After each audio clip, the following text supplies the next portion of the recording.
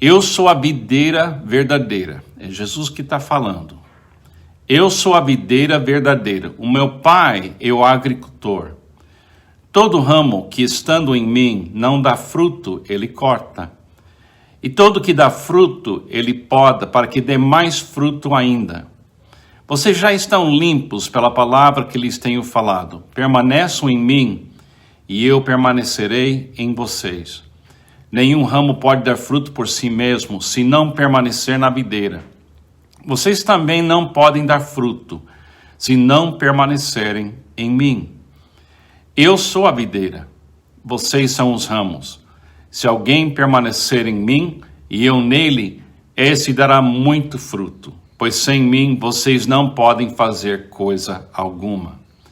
Se alguém não permanecer em mim, será como um ramo que é jogado fora e seca. Tais ramos são apanhados, lançados ao fogo e queimados. Se vocês permanecerem em mim, e as minhas palavras permanecerem em vocês, pedirão o que quiserem, e lhes será concedido. Meu Pai é glorificado pelo fato de vocês darem muito fruto, e assim, permanecendo em Cristo, e assim serão os meus discípulos. 26 anos atrás, eu estava pastoreando uma igreja no sul de Flórida, nos Estados Unidos. A primeira igreja batista de West Hollywood, Flórida. Eu fiquei naquela igreja como pastor durante 18 anos. Também foi a igreja onde eu aceitei Jesus, a igreja onde eu fui consagrado para ser pastor, a igreja onde eu casei com a minha esposa Pamela, 50 anos atrás. Era um lugar muito, muito especial na minha vida.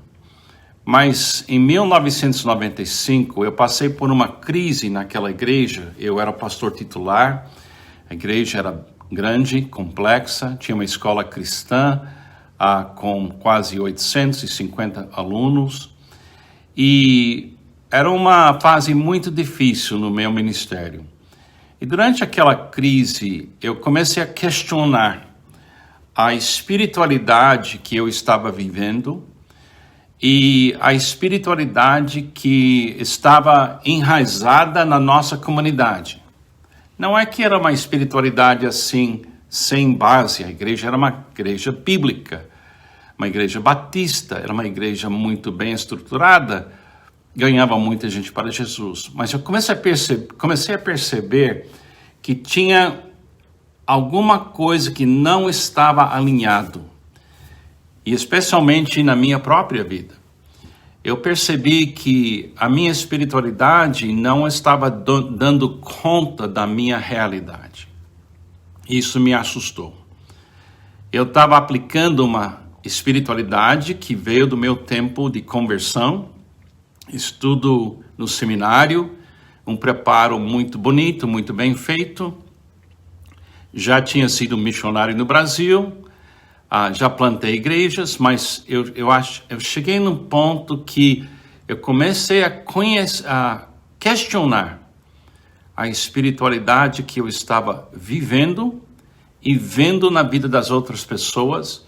Então eu comecei a realmente clamar para Deus e orar. Senhor, me mostre o que eu preciso mudar. E Ele me mostrou em João capítulo 15. Ele me mostrou que eu estava olhando para as pessoas na igreja de uma forma errada. E também eu estava pensando a respeito de mim mesmo de uma forma errada. Eu estava olhando as pessoas na minha frente todo domingo, pregando para aquela congregação de pessoas que era bastante gente, todo domingo, pregando para muitas pessoas. E Deus me revelou que eu estava olhando para as pessoas com um olhar assim. Essas pessoas estão faltando algo. Quando eu olhava para eu mesmo também, eu estava sempre correndo atrás do prejuízo. Eu estava pensando que eu estava, em vez de começar na abundância, quando eu olhava para a congregação, olhava para eu mesmo, eu sempre estava sentindo uma sensação de falta. E através de João 15, Deus me revelou que eu nunca deveria olhar para um cristão como alguém que tem falta da vida cristã. Na vida de todos nós tem espaço para crescer, tem espaço para aprender, espaço para enxergar melhor. Mas uma coisa que eu deveria ver, olhando para qualquer cristão, é que Jesus habita nela.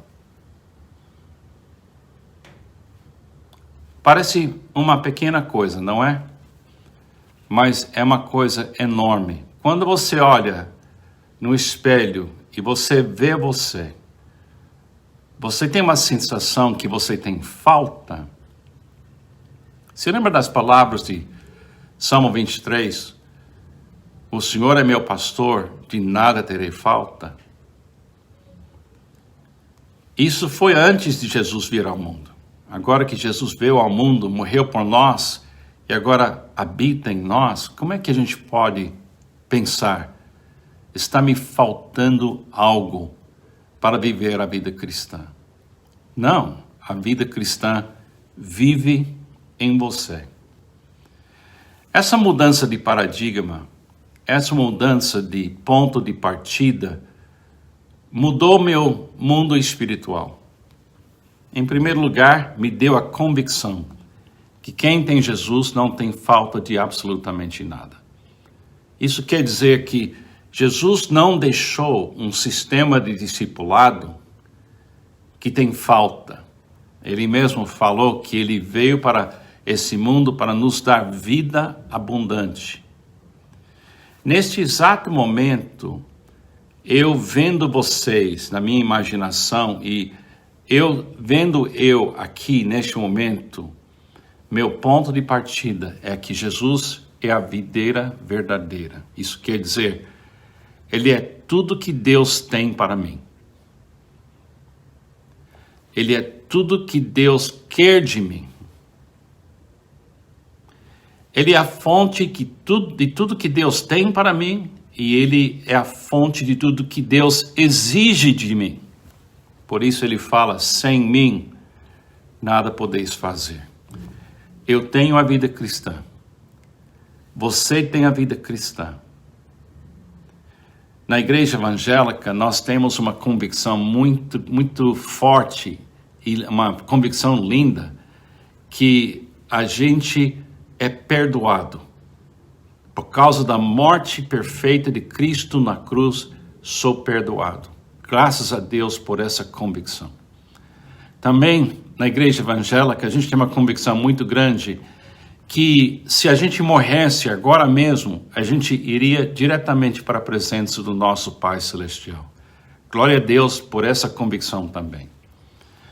Mas quando eu pergunto para as congregações ou um grupo no retiro, eu falo, uma vida perfeita habita em você neste momento, as pessoas olham para mim assim, será? Será? Por que a gente duvida deste fato singular? A videira verdadeira, Jesus, fez conexão comigo, fez conexão com você. E Ele é em você tudo que Deus tem para você e tudo que Deus exige de você. Você tem essa convicção?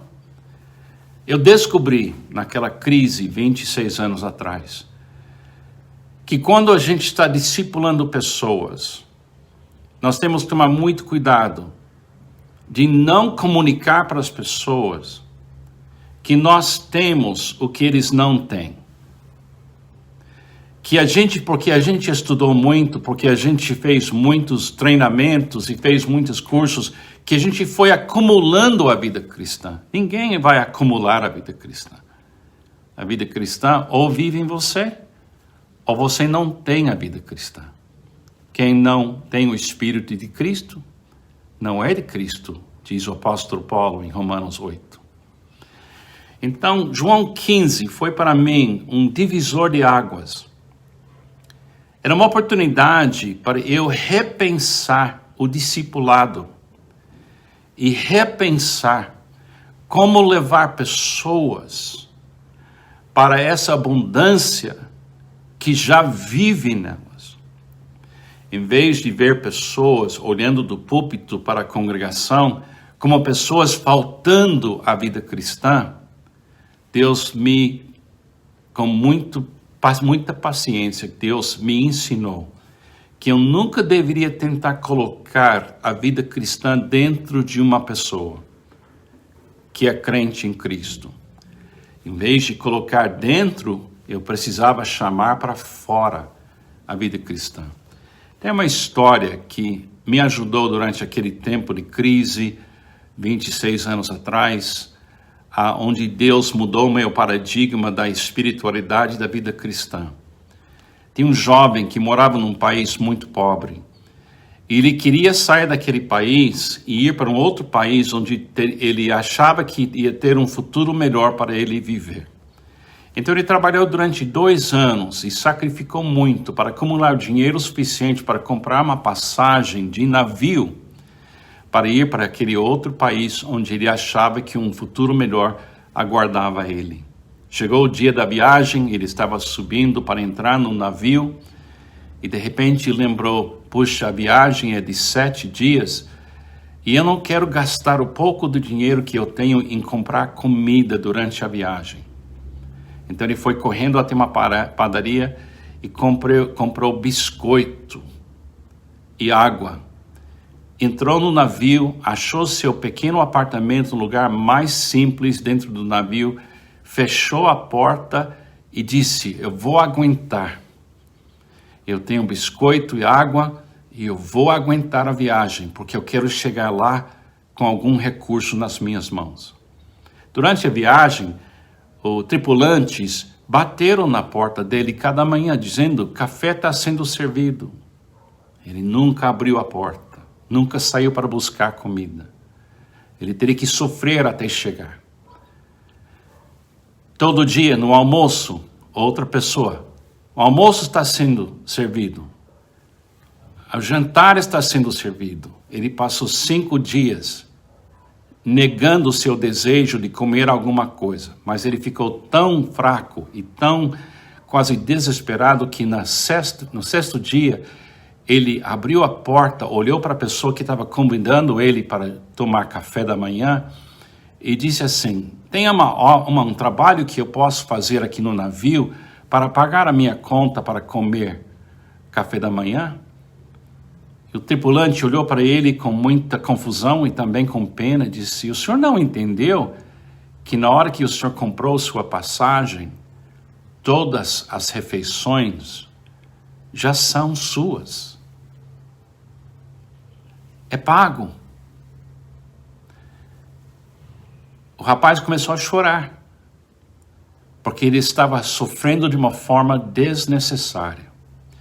É isso que estava me perturbando na minha visão da espiritualidade. Eu sempre estava correndo atrás de uma maneira de colocar alguma coisa mais na vida das pessoas, para que elas pudessem ter a vida cristã.